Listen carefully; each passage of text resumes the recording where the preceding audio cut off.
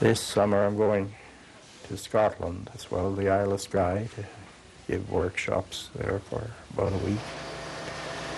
In early July, Alistair Fraser will be there as well. And I think Harvey Beaton is going over to teach step dancing. They're learning a lot of our tunes, you know, and some people are really taken up with it. But it is unique, Cape Breton's way of playing. I suppose it's closer to the way they played in Scotland a couple of 100 years ago than the way they play in Scotland today. All my ancestry is Scottish. My mother was MacDonald, and her mother was a MacDonald. Her grandmother was Gillis from Arisag. And my father's mother was a Gillis on both sides, and his grandmother, his father's mother, was a MacIsaac from the Isle of Eigg. So, like a lot of other people around Inverness County, you may say pure Scottish. There's a strain of music that followed through these people, like Denard MacDonald, the famous composer and fiddle player, Denard. His grandmother was sister to my grandmother's, and their mother came from Arisag. Alec Francis McKay was a well-known fiddler from Glendale. He's the same relation. And well, there are quite a few.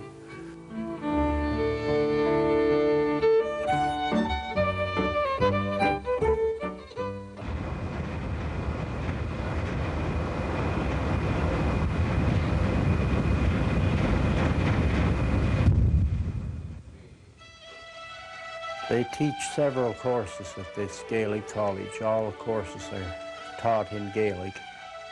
Sol Moore. I believe that means big barn in Gaelic, eh?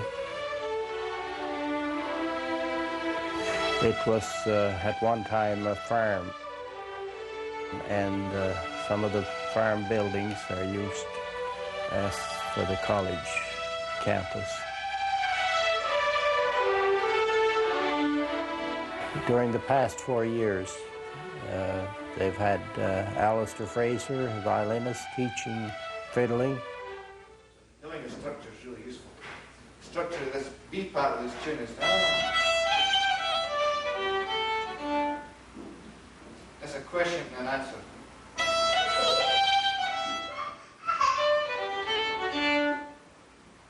Another question. Same blooming question. Different answer.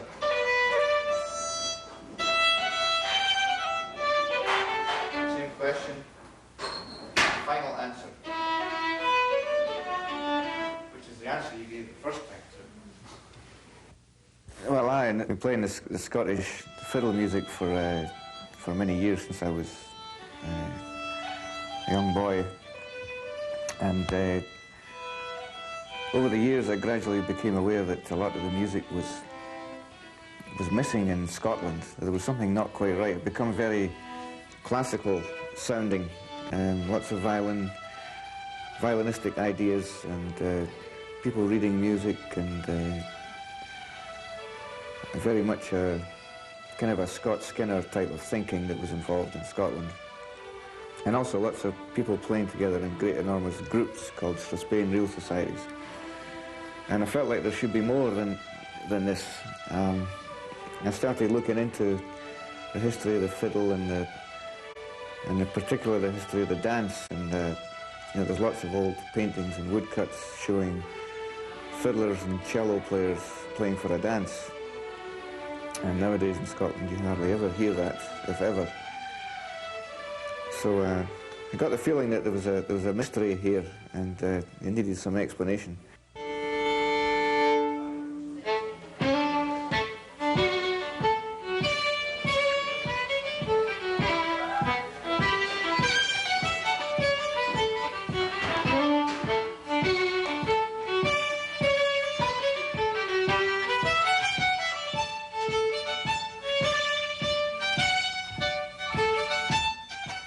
people are desperately searching for knowledge about the old ways of doing things and what makes a tradition tick, which I'm very much into myself. The natural thing for me to want to do was to bring a Cape Breton teacher and have a teacher from Scotland and compare the two and have some cross-fertilization of ideas. And you can pick up the nuance and the subtleties. For example, Buddy's grace notes are very intricate and subtle. Well, hello to everybody here. It's nice to be in Scotland. I'm not here because I'm a great fiddler or anything, you know. I'm not, I don't consider myself too great a fiddler, but most of you can play better than I am, but I am a Cape Bretoner.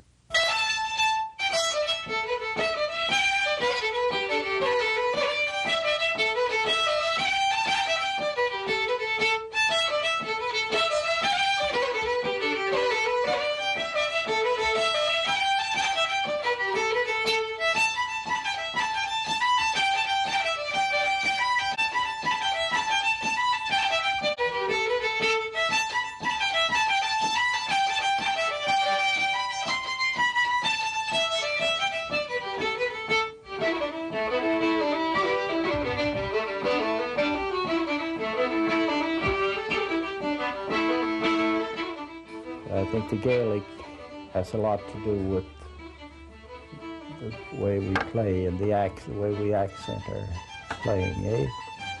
And we play maybe a bit like the old pipers would play as well. The pipe music had a lot of Gaelic sound in it, you know.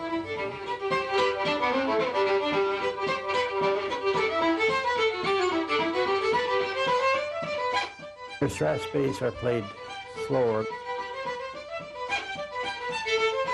Some Strathspey bass are great, played in a faster tempo and they're suitable for step dancing. But in Scotland, you never hear a Strathspey played fast enough to step dance to the way we step dance here.